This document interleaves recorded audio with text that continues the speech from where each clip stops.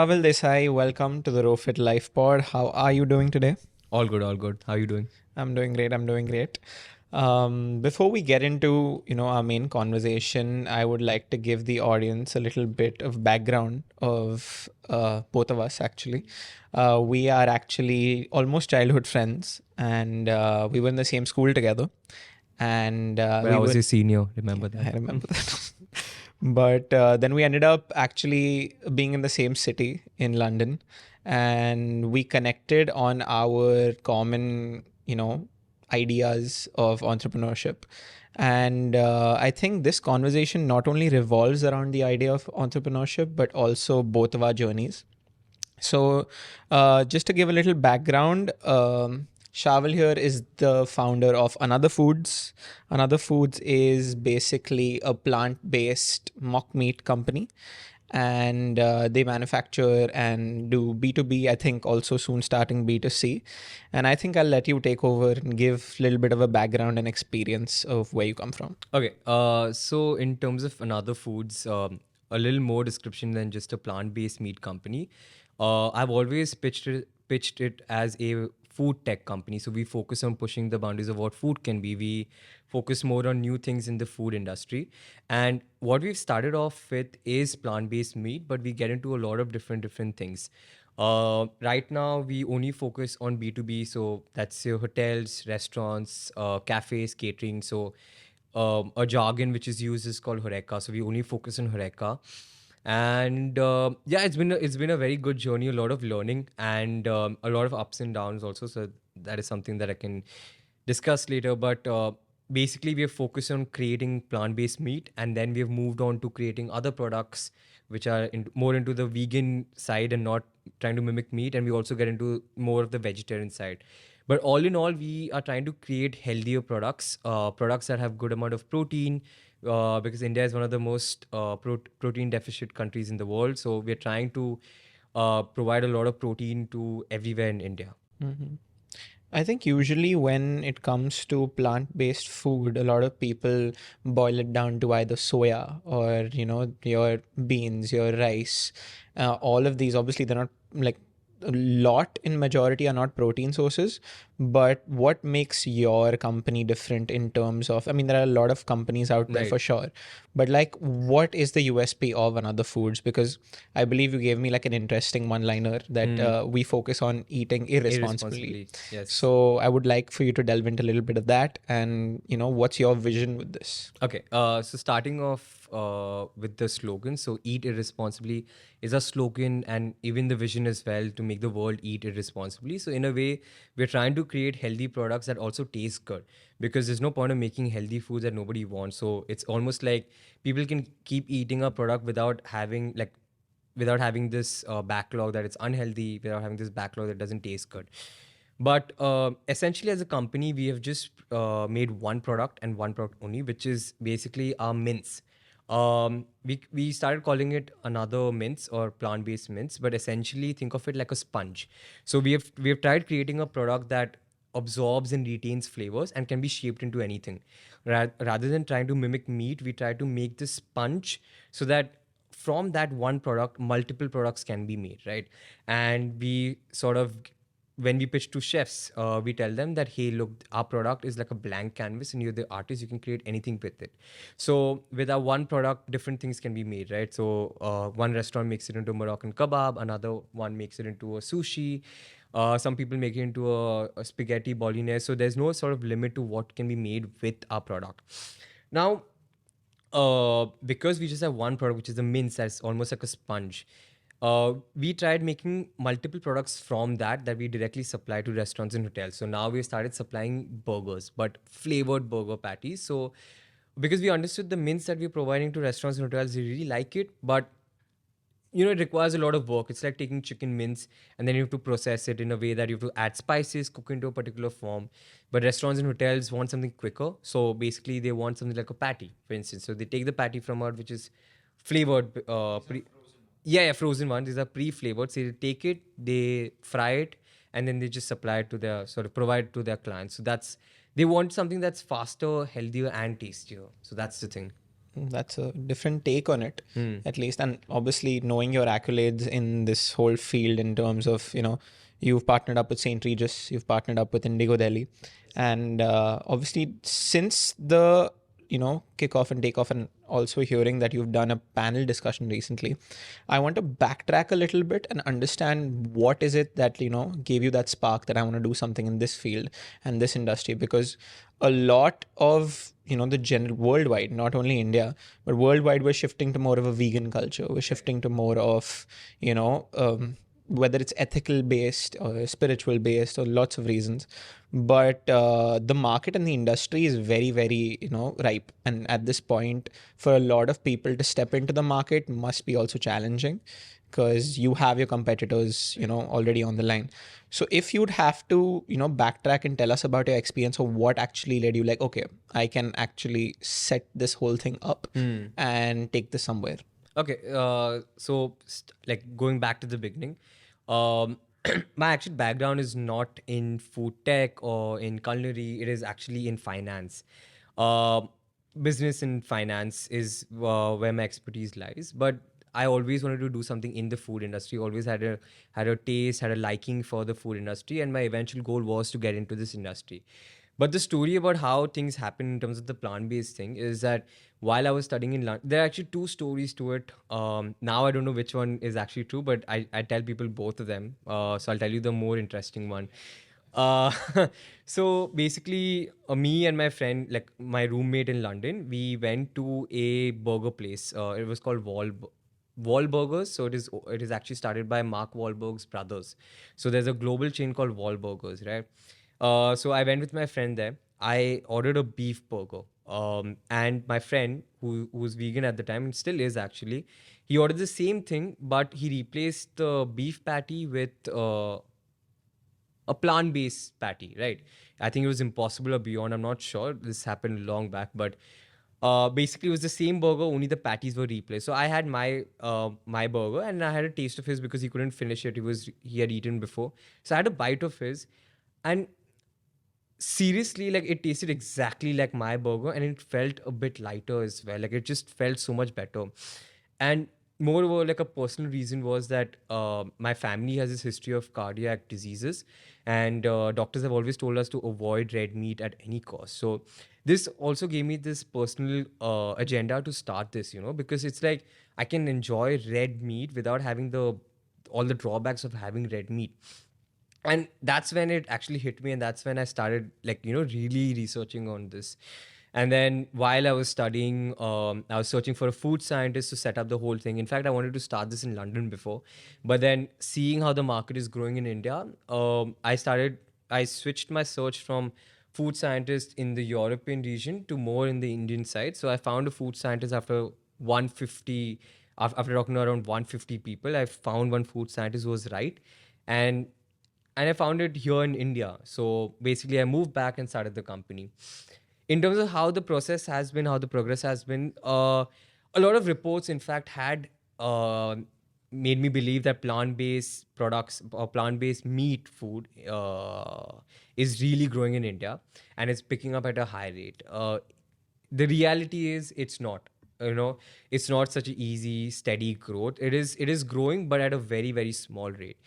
Uh, but despite that, I started this company, started plant-based meat, and that's why when I was doing this, rather than focusing on creating a product that mimics meat, I tried to focus more on the protein content of my product, and also the whole sponge properties and the versatility of that. It needs to be cuisine agnostic, like it needs to be go into every cuisine. And that's why I focused my R&D rather than putting it on plant-based meat. I started focusing on creating this sponge that can compete with paneer, that can compete with chicken, that can essentially go into any restaurant and they can make some wonders out of it.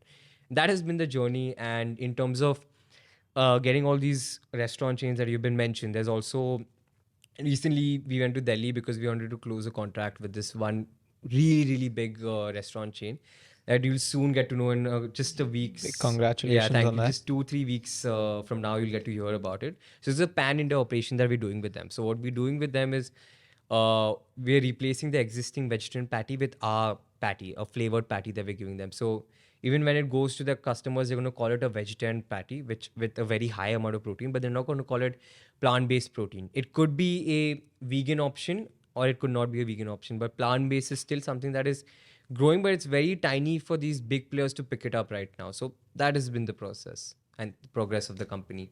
That's like a big, also like a lot of people in this field need like a very convincing, especially when it comes to target audience, need a very convincing point, because there are a lot of people, like I recently turned vegetarian about 5 to 6 months ago, Right. and it's going strong, and I'm really liking the fact that I don't feel like I miss non-veg, and I don't feel like that aspect of my life is missing. But the whole focus has been like, my mood's better, my energy level's better. And that can still be something that you can cover, your protein goals, your physique goals, everything, while being on a vegetarian diet. And the plus point of companies like yours is that the only thing that people lack at that point is satisfying your taste buds.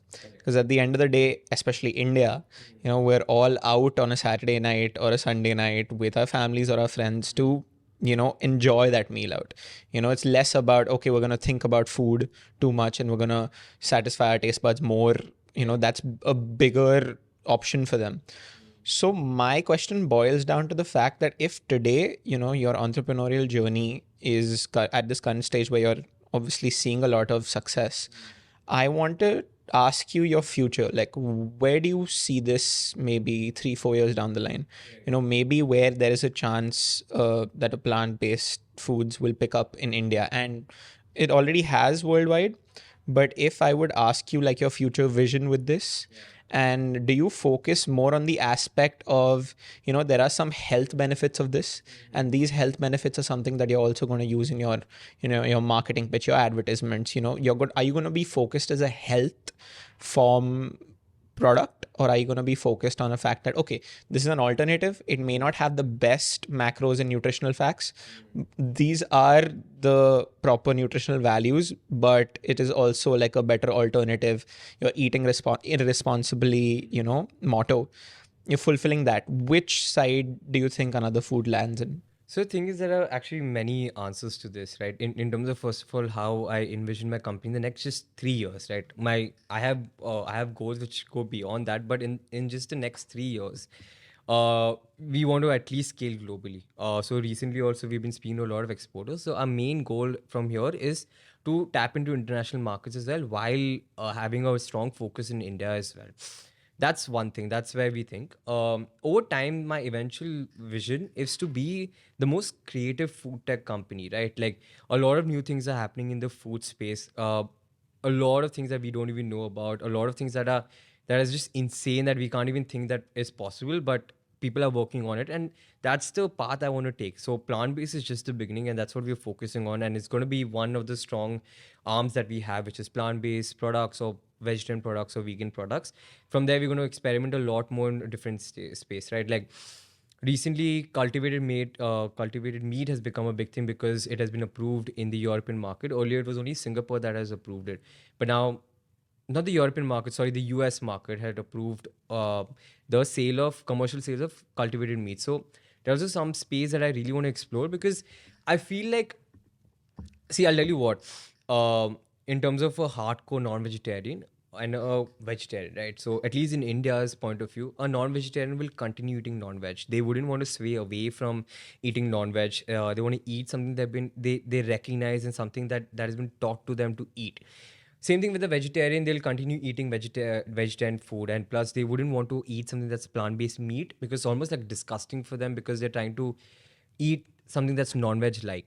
So my eventual goal is to tap into this market. Cultivated meat is something that's going to be really, really big, and something, if you can get it commercially down in terms of the cost, it can be the next best thing, because animal like agriculture is so inefficient, right? Apart from the cruelty, apart from all of the bad things, environmental and stuff, in terms of just business sense, it is so inefficient. Think of it this way, right? We grow a chicken from birth till the very end, and we use only only an X amount of the chicken. We don't use the entire chicken, but We use like resources to grow the chicken all the way. So it's very inefficient and it's also very cruel, and all of those things are there. So cultivated meat, I think in the next 5-10 years is going to be the thing, and I think it's going to be something that is not going to decline, but going to be the thing if we match in terms of the costing and in terms of the texture.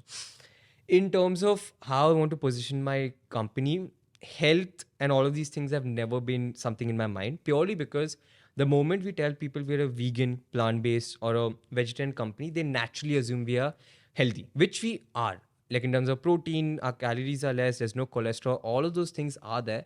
So we never want to portray ourselves as a healthy company. We want to portray ourselves as a tasty company, because the moment you appeal to the fact that okay, this product tastes good, people are going to run to it, they're going to eat it, and they're going to enjoy it. Okay, the moment you sort of shove this ideology that have this because it's healthy, not because it's tasty, that's where companies go wrong, you know. So you need to make a product that's tasty and people are aware of the fact that it's tasty. People shouldn't buy products just because they're healthy. They should buy it because it's tasty and healthy. So our marketing campaign and everything henceforth is going to be focused on the taste. So even when I pitch to restaurants and hotels, we give them flavored burger patties. And I'll tell you also the type of burger patties flavorings that we do, right? We do, and this is all made with our mints. We do truffle shiitake flavor. We do chili basil oyster, lemon pepper, Jamaican jerk, smoked pepper. So we're giving very unique flavors and something that's very tasty. So we want to go into the route of taste and not health, because once you give them a healthy product, tasty product, health benefits just follow, right? Because the moment you start consuming more of a product, animal cruelty, environmental issues, health benefits, antibiotic resistance, all of these things just happen You're to more be there. focused on that Yeah, aspect. taste. All of these things just follow. They happen to be there. So that's the thing. I think there's a good gray area in where you're tackling not only a sense of it's environmental health also, you know, you're boiling down to a point where you're definitely saving more of the animal life, you know, you're definitely making a more ethical option for a lot of people.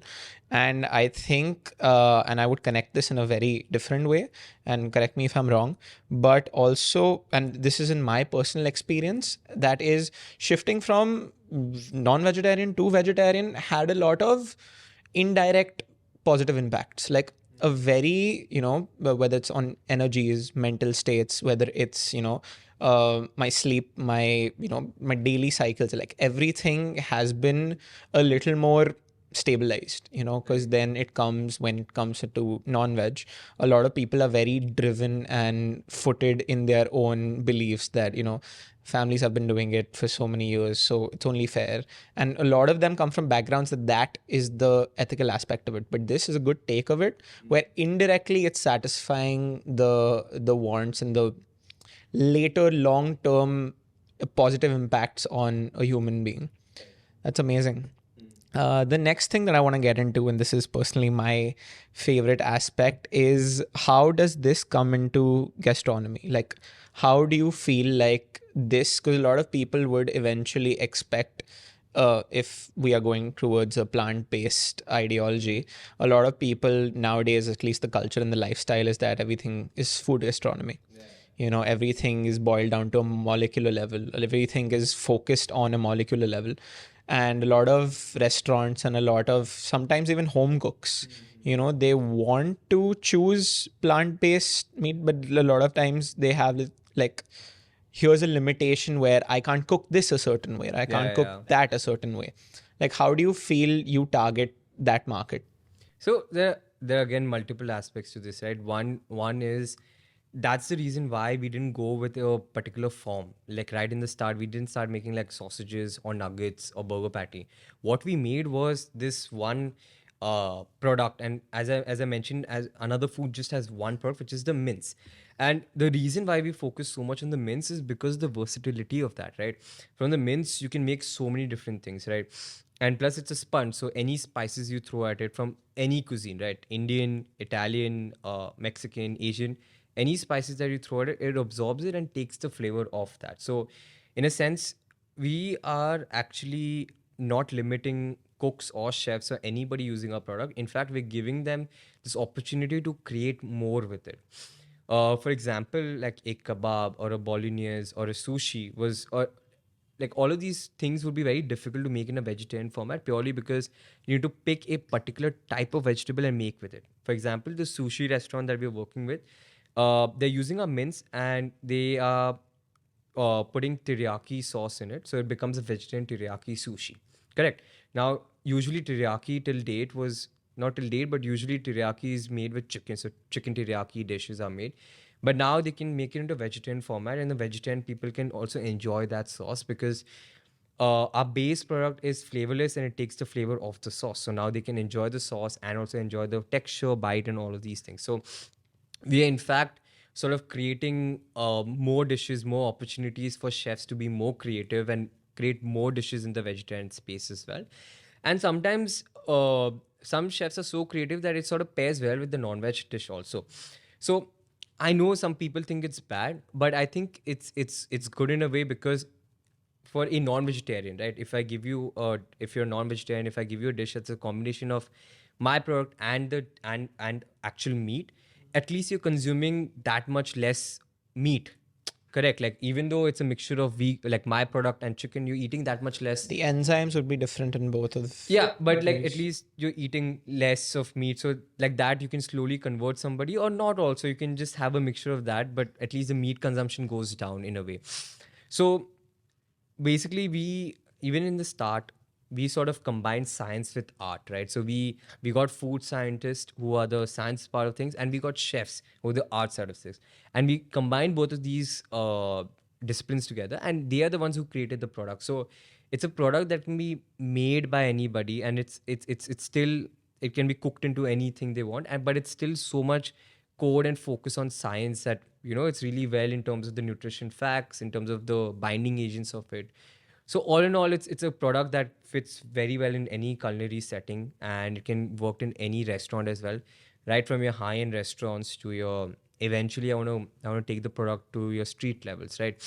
Because for example, because I was recently in Delhi, one of my friend who was non-vegetarian turned into vegetarian, and then when we used to go out to eat, he got so convinced with what we all were eating that he wanted to eat it as well, and then he started eating non-veg as well again. But now, if in that situation, if I start providing my products to these street food places as well, then that person would never had to switch back to eating non-veg, because they would have something that's equally good and equally better, you know. So yeah, I mean that's the thing, and my aim is to keep doing that, like providing good products to vegetarians, vegans, protein deficient people, and also non-vegetarians as well. Even though I know it was unlikely for them to convert 100%, but at least it's a step forward. So that's the thing. It's a valid point. And I think, and this is a little bit of an offshoot question. I think, so someone close to me asked me that if we are to somehow get, because also India has, the South is very based on seafood.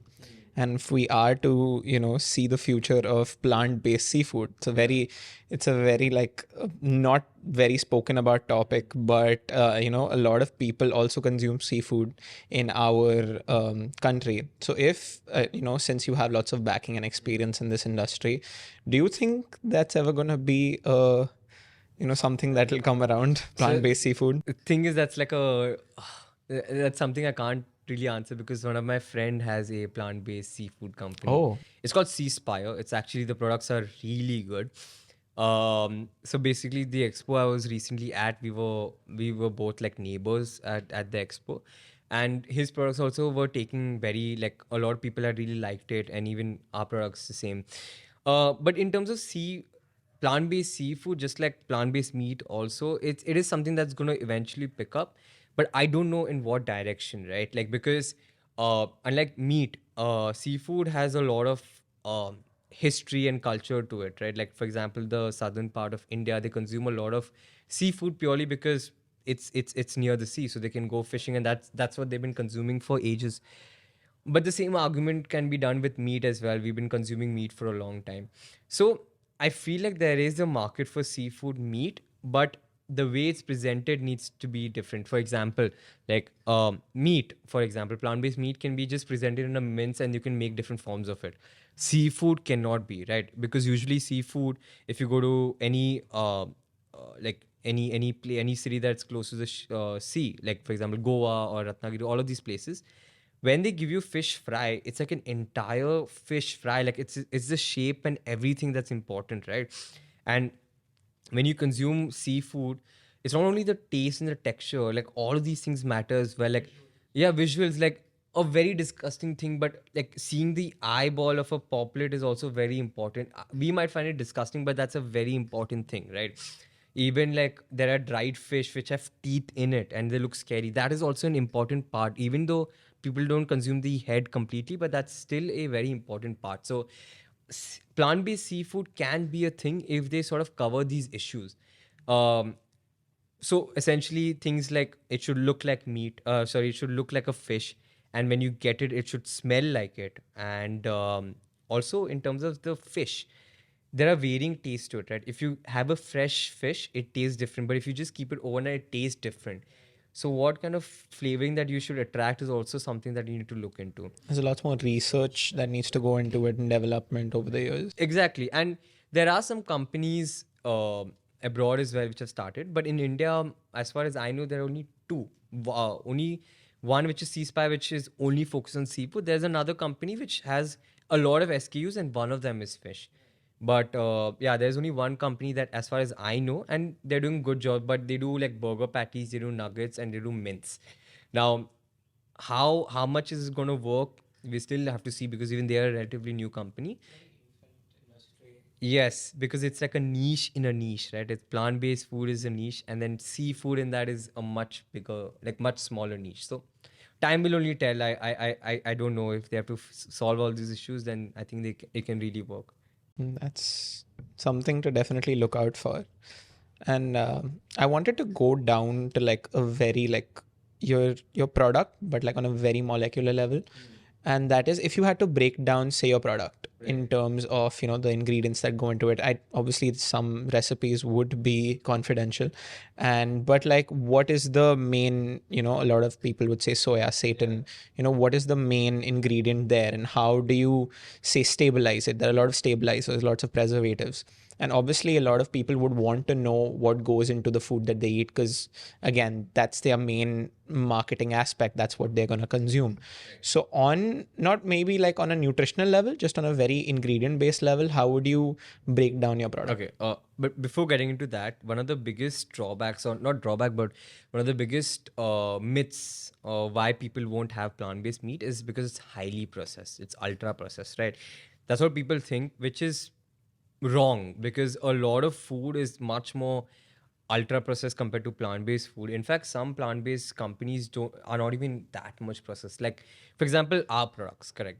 Our main ingredient is soya in one of our products, right? We also work with pea, we also work with wheat, we're also working with millets now, because millets is something that's healthy, and that's something that we can see is like the future, at least in India.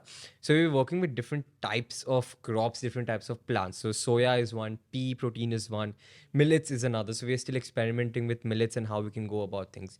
In terms of the ingredients, think of it like, let's say one of our products, which is a soya based thing, right? We start with soya, which is a very natural plant. Okay, we use the base ingredient of soya and we put it through a machine that we have custom made it.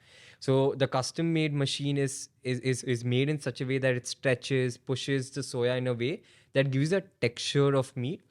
And from there we add like natural spices, and then we have a binder and an emulsifier. So all in all, in terms of our product, the only foreign naming or unknown kind of ingredient is the emulsifier, which I think which is basically which is a ingredient that is used in everything, right from your biscuits to any of your beverages. But still, people point it out in our product purely because it's plant based. But if you pick up any ingredient, any sort of food substance anywhere in India, you will see emulsifier written there. But again, we can't go and tell your layman person that, okay, listen, it's everywhere. What we're doing instead is we are working on creating an emulsifier on our own, something that can help us bind our product in a much more natural stuff. So just to give out, like, it's not a trade secret, but we are currently working with different types of flakes that can sort of mimic like coconut, potato, different types of flakes, something very naturally we're working with that can do the job of an emulsifier or a binder, so that all in all, at the end of the day, we have a product which is completely natural. And to put it simply, it'll be a mixture of different vegetables put together. So it becomes completely natural, completely like it won't be ultra processed. It essentially is a very healthy, natural item, is what we are trying to aim for. But if I speak today, that's not the case, but we are currently working on it. But if you see, our product is extremely healthy.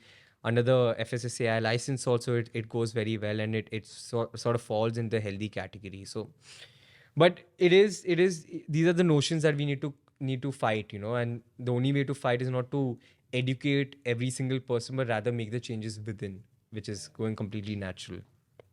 So yeah. I think that's a good insight, particularly for people who are, very, very, thoughtful about, okay, what is going in my, and these are mainly, everybody going towards a healthy lifestyle. Correct. Because what is going in my stomach? What is it going to affect me later on? And there, like, usually you definitely hear all these big MNCs also later on recognizing that, okay, like WHO realizing that Yeah. something is wrong with, Diet Pepsi, Diet Coke. Diet Coke. And obviously we're not attacking any company, but these were facts that were out there. Yeah. And it is an important point to discuss, because a lot of people now have become very vigilant of, okay, this is what is going into my body and this is how it's going to affect me. And I think that's great that you're focusing more on natural aspects and natural emulsifiers. And I think best of luck for that.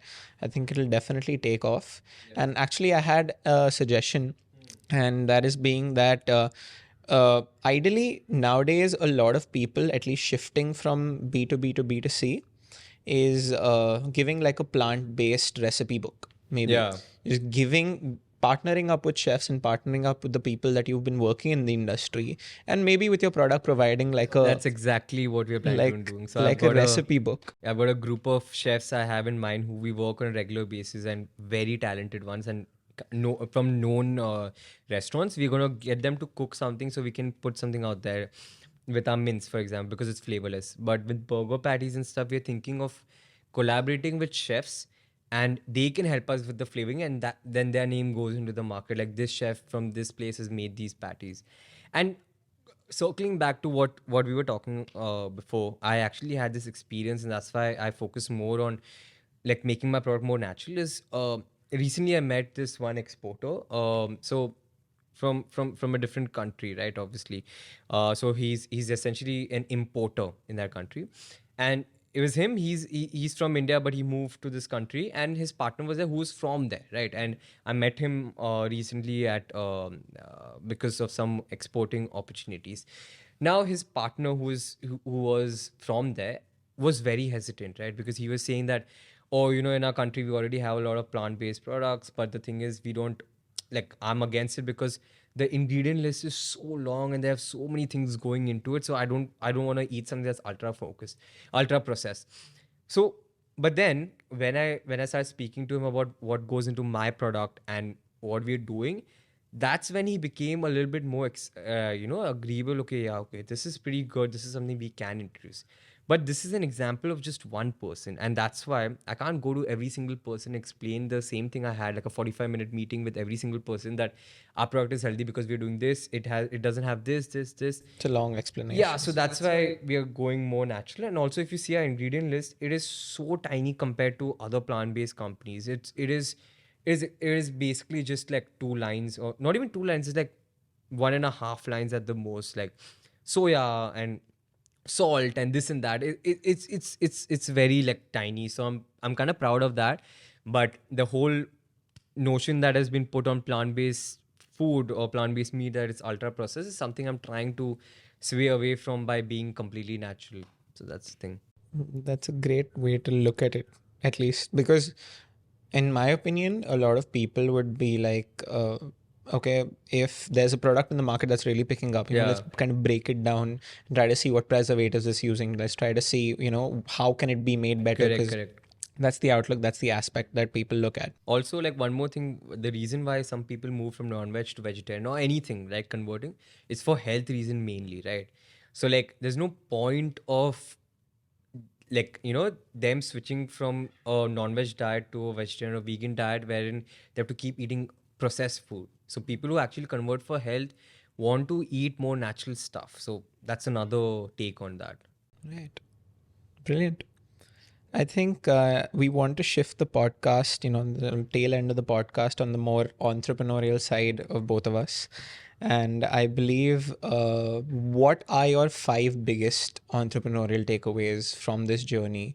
And I think I would want to follow up with a few of mine, but there are definitely experiences, and definitely the audience out there wants to know what an entrepreneurial journey entails, because when, at least in my opinion, when I started out, there was just an idea. Right. Then came the execution, and the execution being 90% of it is like, you can't only focus on the idea and the product and the service, you have to focus on your finance, you have to focus on, admin, you want to have to focus on traveling and getting vendors sorted, people to sell people your idea. So what would be your 5 biggest entrepreneurial takeaways? Okay, I'll need to count it down, but just at random, right? I'll tell you. So one would be just to stay persistent. Essentially, like every time you start something, like in a startup space, it's going to be something new, something people don't understand, and some experienced people who will literally like shut doors, right? They won't understand. They'll think it won't pick up for whatever reason.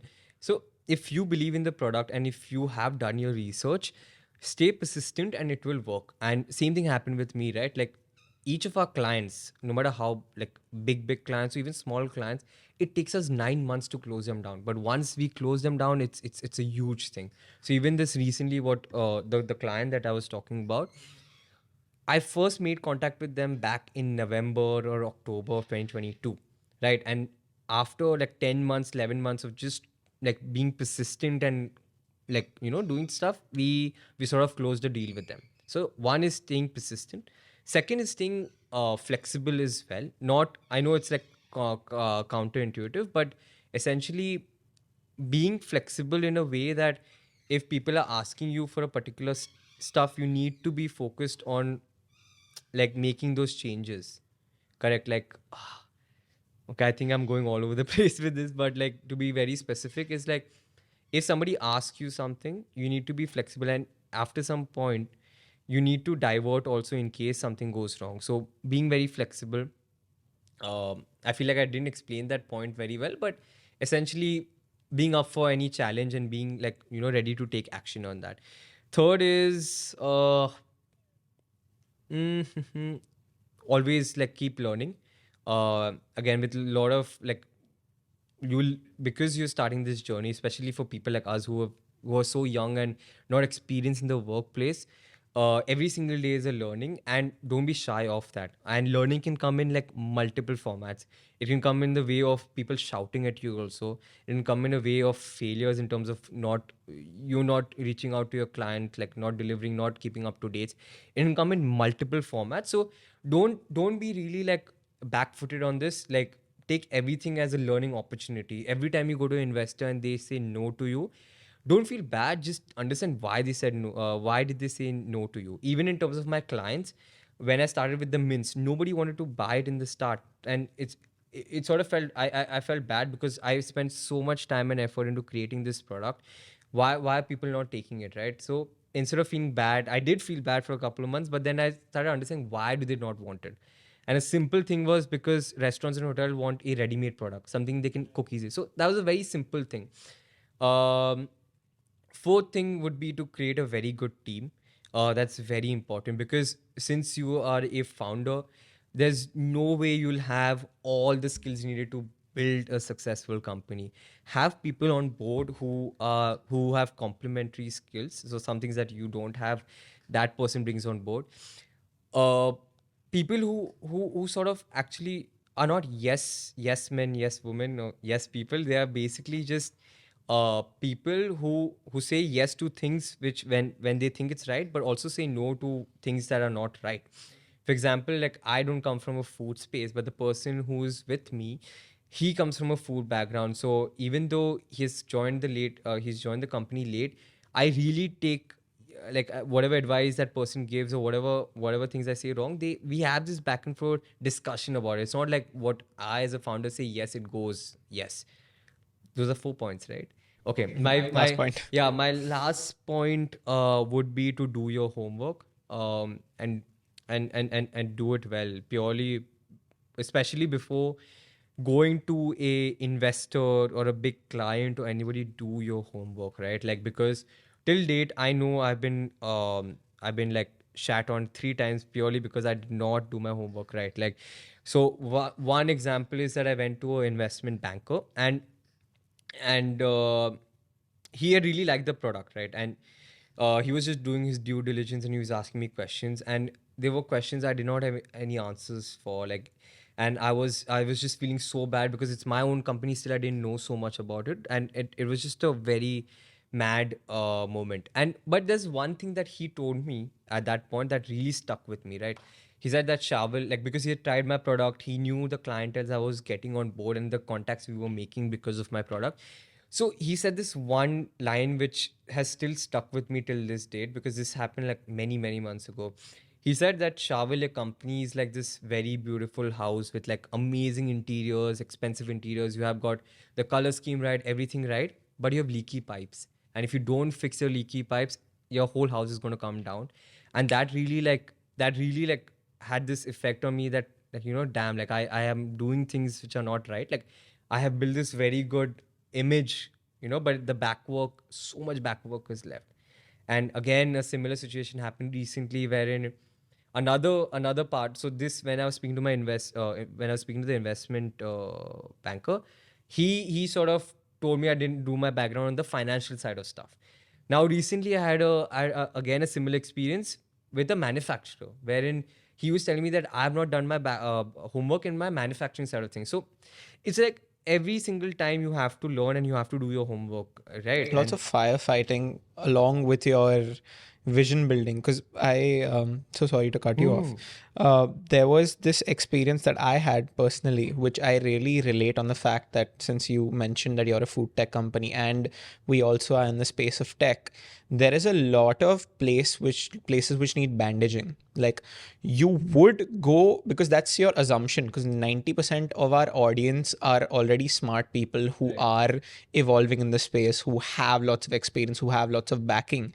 And when reality is kind of handed to you and said that, okay, no, you worked on this for like an entire week, but here's like your reality check, and that wakes you up the next morning and be like, okay, back to the drawing board.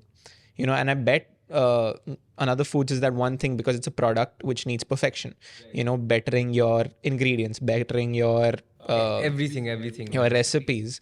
And especially that is that entrepreneurial learning curve which makes you like make failure your friend. It's fine, it's okay, because there is where you're gonna get new aspects, new learnings, new people that you're gonna connect with. Because when you're picking up a skill, and entrepreneurial is all about picking up skills, because at the end of the day, because you're running the company and you spoke about doing your homework well, you need to know the company better than anybody else.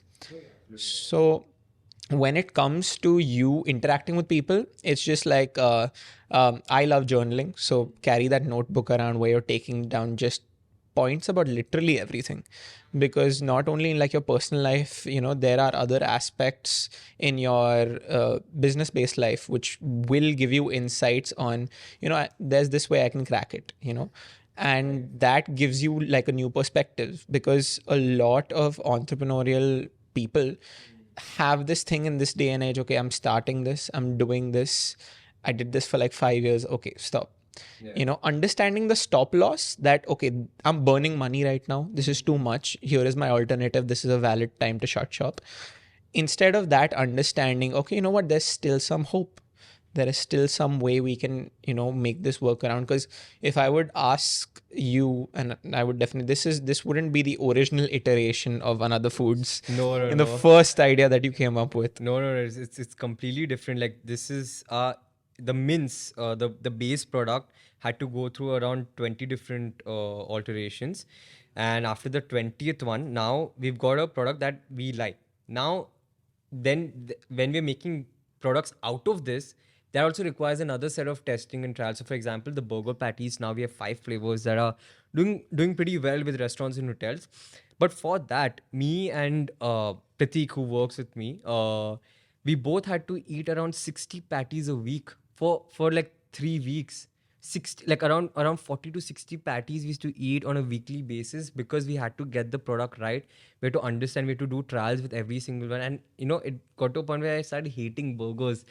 But that's what you need to do. You need to keep on testing and, like, testing your product out. And also, one more thing I wanted to add is to the I want to give a sixth tip as well, like Be in my terms of guest. entrepreneurship. Like, there's a lot of content, there's a lot of things that entrepreneurs need to be like working 24/7 and all of that.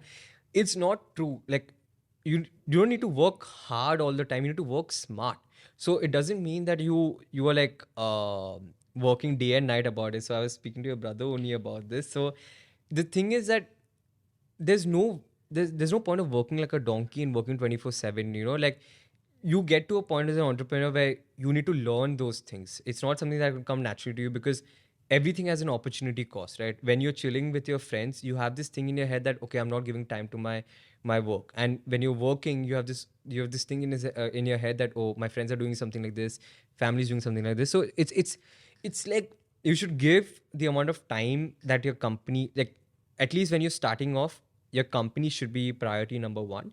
But the amount of time that you dedicate to your company, your startup, needs to be efficient, right? Like, Shouldn't get tired of yeah, it. you shouldn't get tired of it, and it should be efficient. There's no point of working on a startup for 24 hours wherein you're just working 4 hours. Rather, you give those 4 hours, just straight 4 hours, and then the rest you can, like, unwind. Because as a founder, there's a lot of things you need to do, a lot of new things you need to keep doing. So that's another thing.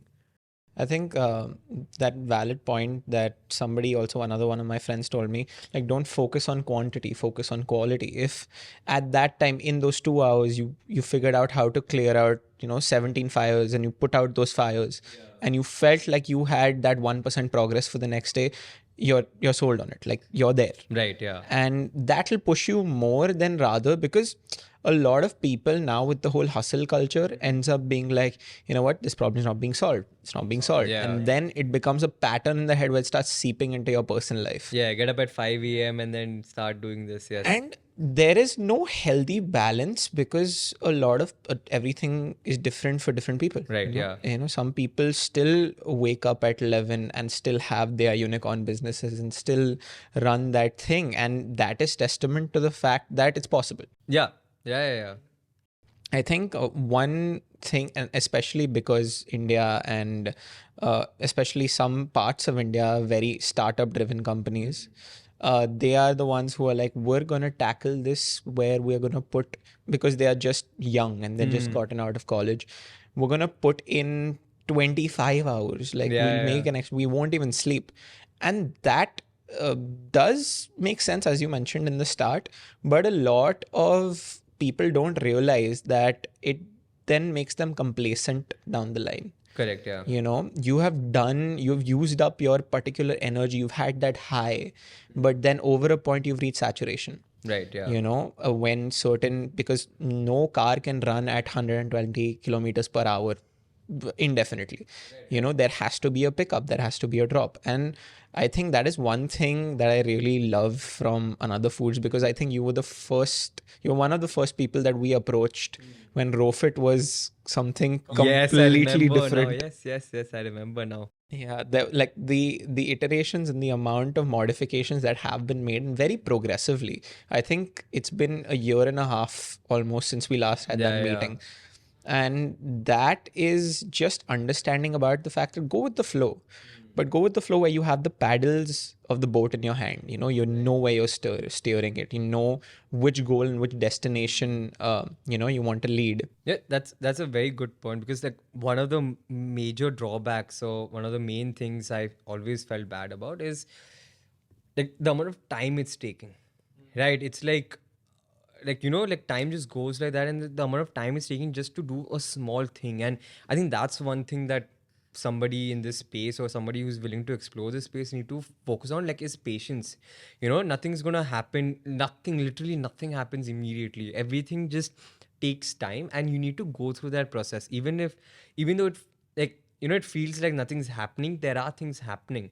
You just need to be patient about it. But it is a long journey, because I always, like, I'll tell you what. So basically the company, Another Foods was registered in end of 2021. Okay, but we made our first sale in November of 2022. So almost a year after it was registered is when we made our first sale. But in that 1 year, so much foundation, so much building was happening. But I was just so like fed up because it was taking so long. Because I thought, basically by Jan of 2022 or Feb, I think my product was ready, at least the first version of it. But still, it took so much time because you need to set up things. You need to do all of these things before you start going to the market. And I'm actually grateful I did those things. Like at that point of time, I thought it was useless because I was just wasting time. I had made no sales, I had made no connections, but I was still building something. And that's the thing I think every founder should really think about and not beat themselves about. Things take time. There are people around you who might be progressing at different like state, different speed, but you should focus on yourself and how you're building the company. Obviously look at your competitors, that's a very important thing. I'm not saying completely go blind about it. Keep that in mind, but don't keep that as the main thing, because all products don't have a first mover advantage. Right now, for example, even for me, there were plant-based companies who are dealing with who would there are competitors of mine who have reached out to hotels and restaurants that we are serving at. But even after being 1 year, 1.5 years late to the party, we were still able to replace my competitor with my product, purely because we have understood what chefs want, we've understood what hotels want. So it's essentially like first move advantage is not always the case. Being the second move is also better because you see what your competitor is doing wrong You in the learn market from their and you learn from them and you mistakes. do it. So speed is not the only thing. Quality should be accompanied with speed. So be patient and then things will just happen and fall into place. 100%. Yeah. Sharvil Desai, it's been a pleasure. I Yes, same think here. I just want to wish you luck and lots of success in your Thank you. Thank journey. you so much. And we definitely want to collaborate more. I would love to do another one of these with you. And I think if there is any closing of thoughts or anything you want to tell to our audience, or like, give like a small pitch for Another Foods, the floor is yours. Okay.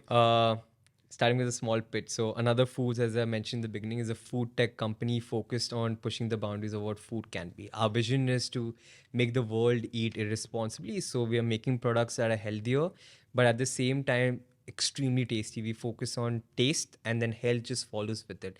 Um, we are only a Horeca focused business, and our vision is to go pan like globally. And we think that we're going to go globally in the next 2 years or so. So I think that's a small sort of pitch about my company.